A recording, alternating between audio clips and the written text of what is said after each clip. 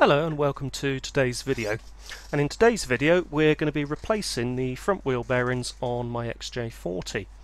Now the first thing I did, which has been covered in other videos, is to get the car jacked up and the road wheels off and supported on both sides.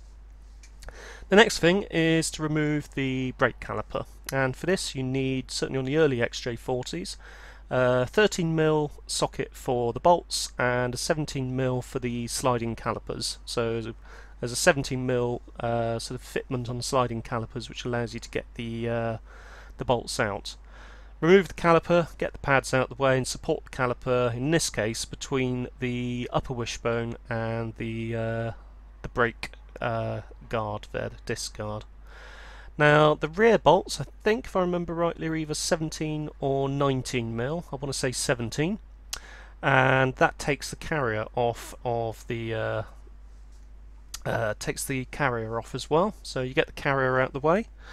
What I did incidentally as well was I used this as an opportunity to re-grease the slide-in pins on the calipers, and also just to sort of clean up the bottom of the pads and apply a tiny bit of grease to the bottom of the pads so that they sort of move more freely. So you can use this as an excuse to service the front brakes as well. The next thing is to remove the centre cap which covers the hub nut. Now the hub nut itself is 24mm in size, certainly on this example. Obviously before that you need to get the disc out of the way, but once the disc is out of the way you can pop off that dust cap and you can get the hub nut off. Now in my case you've got a split pin and then you've got the cover over the split pin. I can't remember what it's called, but you need it to effectively sit there and lock the nut in place. Now the bearing kit I bought was an aftermarket affair, part number JLM1707, and according to what I've investigated, that's now the only kit that's available. That's all well and good. The bearings are the same on this model as they are on the later XJ40. However, the actual hub and stub axle is slightly different on the later ones.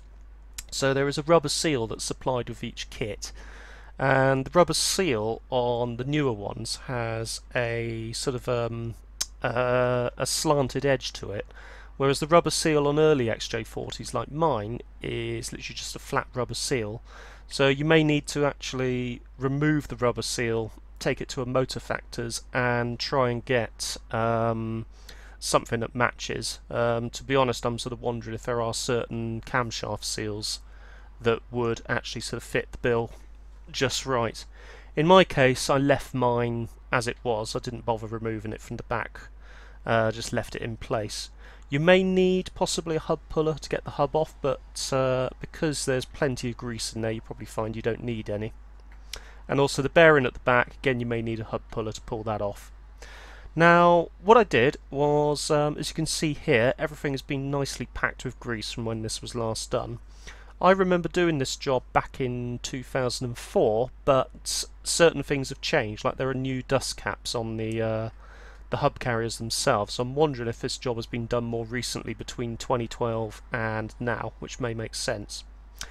What I did in this case was I used some brake and clutch cleaner to clean all of the hub itself and all of the old bearings, etc. I wasn't going to reuse the bearings, but if you were going to reuse them you could sort of clean them in brake and clutch fluid.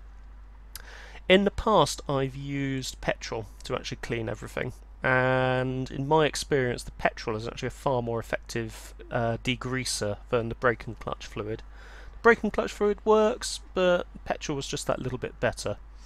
You'll also notice that I'm not using any PPE equipment. That's because I am an idiot, but I would highly recommend that you wear specific sort of gloves for this. If you're using petrol you might want to use a type of glove that doesn't dissolve in the petrol. I've used gloves for this in the past, rubber gloves, surgical glove type things, and certainly in the petrol I have found that they have dissolved after a short time. So you want to sort of get in there and work around all of the cavities. What you can also use is a paintbrush to do this as well. And once you've got the whole assembly clean, you can then start drifting out those races which are sort of currently sort of in there.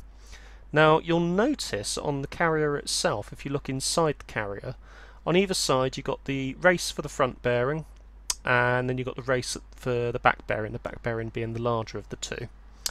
And you'll notice when you look inside the carrier that there are two indents on the carrier itself, which gives you ample opportunity and ample sort of room to place a screwdriver, flat-bladed screwdriver in there.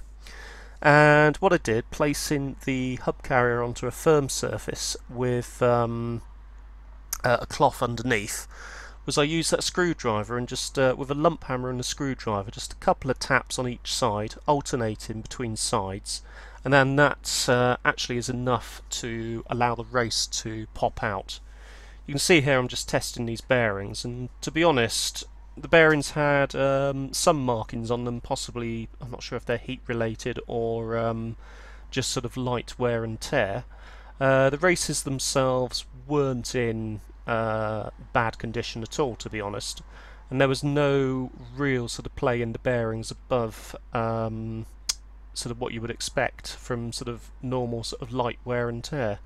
So it is quite possible I could have repacked the grease and reused these bearings again. There was some rust markings on some of the bearings where obviously water has got in there, so I didn't really want to reuse them, seeing as I sort of invested sort of £10 a side, I think, on the new bearing set. Actual Jaguar bearings are surprisingly expensive, but these aftermarket ones seem to work fine. You can see here what I'm on about with the rubber flange there, which goes at the back of the stub axle. It's a completely different profile and doesn't suit this particular hub carrier. So I'm not sure if I would need to fit new uprights, or if I would, what I would probably do is just sort of pop off with one of those seals and actually sort of take it to a motor factor and see if they can actually find something that would fit. But in this case I left them where they were. They seem to be fine, so I've left them where they are for the moment. So I tried initially with a rubber mallet, and that didn't give me enough force to actually sort of drift these out. So for the next one I used the lump hammer and just went round with the lump hammer, gradually drifting the bearing. I think they were the races, or I can't remember what they're called. Drifted the bearing bits out of there, so you can see I've got to trying to prise it out. I thought I had enough sort of leverage to prise it out, but you do actually need on that bottom one to drift it out quite a bit. It does take a little bit of time to get that one out. The top one, oh sorry, the front one, which sort of mounts right on the front, that's where the small bearing goes into, comes out surprisingly quickly. Once those are removed, you can give the whole area a bit of a clean, and then you're ready to start drifting in your new ones. So here's the new bearing, and we're starting with that largest one first, because that's the one that is a bit of a pain. So using a bit of grease, I covered the outside of the bearing in grease. The reason I do this is it makes it easier to go in, and also it means that eventually when you do need to replace it again, that grease is still going to be there, and it's going to make it a little bit easier to remove. So with careful use of the old race, I was able to use the old sort of race there to actually drift the bearing in the new race in place. I was a little bit overly keen using it, so I had to basically just tap out the new race slightly so I could retrieve the old one. What I then did, and this didn't actually sort of cause me many issues at all, to be honest with you, but on the second time that I did the other side, I used, as you can see here, one of the old bearings and one of the smaller races, and I actually tapped the whole race into there. You can see that the bearings did scrape that race ever so slightly, but there's no scoring on the race itself, so I'm hoping that I haven't done too much damage. For the other side, I used a number of cloths and tapped it in the same way, but because I had all the cloths in the way, there was actually no damage to the races at all. There's no undue noises when you spin everything, and there's no sort of graunching, grinding or anything like that. So a lot of those black markings actually sort of came off with a wipe down. So I'm hoping it's just where the bearings just scraped against it slightly. Now, the way I've done this in the past, as you could see from slightly earlier in the video, is just using the flat blade screwdriver and just tapping evenly around the whole race to get it in place. Once both the races are actually in place, what I then did was to fill the entire the entire hub assembly with grease. Literally, you know, chock-a-block full of grease. If you think you're using too much grease, you're not using enough. And anyway, when you put it on the stub axle, it'll all splurge out and sort of come out anyway. So with this top one, similar approach again. Old race to knock it into place, and then a bit of grease there to protect the bearing itself, and then the old bearing in, and then sort of just whack it into place with the lump hammer, and that sort of actually drifts it down quite quickly and does get it in there sort of fully in. You will find that you'll need to look at the bottom of the bearing, which you can do for either end of the hub, and you can actually sort of see if those bearings are fully in. So the next thing is to pack it full of grease. I do have a feeling I will probably be doing this again at some point. Well, certainly on this side anyway. The other side I did, as I said, I used multiple cloths when whacking it into place, and that was absolutely fine. No markings at all, so I'll probably redo this one. It's only £10 for the set of bearings and about an hour of my time. So what I do when I've done these before, and I've certainly repeated it on this occasion, is I press everything in place. I then use the nut that's on there, tighten it up hand tight, and then I actually tighten it with the 24mm spanner as tight as it will go, not wrenching it really tight, just sort of hand tight to press it all together, so that sort of gets everything pressed in place. And if the rear bearing is not slid on properly, it just sort of pushes everything into place nicely. I then undo it, as you can see here, removed it completely again, and then put it back on again. I then do up the centre nuts just sort of hand tight, as you can see here.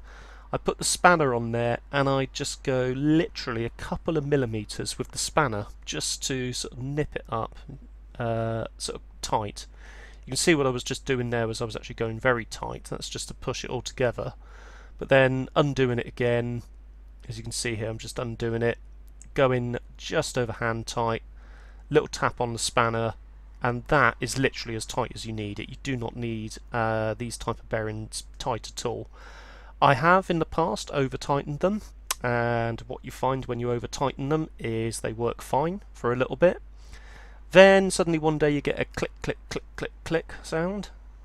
You get it stripped down and you find that you have actually destroyed one of the bearings itself. The case has literally just completely split, and it's ready to pop out all of its little roller bearings everywhere. Once that's done, you reapply your dust cap, you refit your caliper carrier, brake pads, calipers and road wheel. Oh, not forgetting the disc as well, and you're ready to go. Make sure when you spin the road wheel that it is silent, you've got no sort of graunching, clicking or any sort of noises like that, and then take it for a test drive. What you want to do when you get back again is just to jack it up again, spin the front wheels again to make sure that there are no sort of undue noises or anything. Unfortunately, this is one of those sort of XJ40 gotchas where the front wheel bearings, for whatever reason, are or can be sort of seen as being a little bit weak. Anyway, I hope you've enjoyed that video. If you found it useful, don't forget to hit that like button, and also consider subscribing for more upcoming fascinating hobbies. Thanks for watching.